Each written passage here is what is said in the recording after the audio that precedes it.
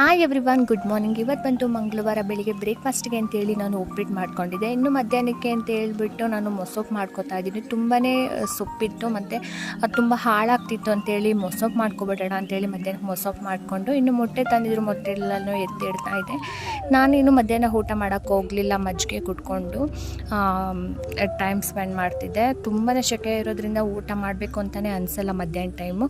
ಇನ್ನು ಪ್ರಾಣಿಗಳು ಅಂತಂದರೆ ನಾನು ಕಾಗೆ, ಹದ್ದು, ಈ ಥರ ಪಕ್ಷಿಗಳು ನೋಡಿ ತುಂಬ ದಿನವೇ ಆಗೋಗಿತ್ತು. ನಮ್ಮ ಮನೆಗಂತೂ ಕಂಪಲ್ಸರಿ ಬರ್ತಾನೆ ಇದ್ದೆ. 4 ದಿನದಿಂದ ನಾವು ಈ ಥರ ಅಕ್ಕಿನ ಹಾಕ್ತಾ ಇರ್ತೀವಿ, ಹಂಗಾಗಿ ಅದು ರೂಢಿ ಆಗಿಬಿಟ್ಟೈತೆ. ಬಂದು ನಮ್ಮ ಮನೆ ಹತ್ರ ಅಕ್ಕಿ ಅದನ್ನ ತಿನ್ಕೊಂಡು ನೀರು ಕುಟ್ಕೊಂಡು ಹೋಗುತ್ತೆ. ಎಷ್ಟು ಖುಷಿ ಆಗುತ್ತೆ ಗೊತ್ತಾ, ಆ ಥರ ಚಿಲಿಪಿಲಿ ಅಂತ ಶಬ್ದ ಕೇಳೋಕ್ಕೆ ತುಂಬಾ ಖುಷಿ ಆಗುತ್ತೆ. ಇನ್ನು ಸಂಜೆ ಸ್ನ್ಯಾಕ್ಸ್ಗೆ ಅಂತೇಳಿ ನಾನು ಇಲ್ಲಿ ಆನಿಯನ್ ಬೋಂಡ ಮಾಡಿದ್ದೀನಿ.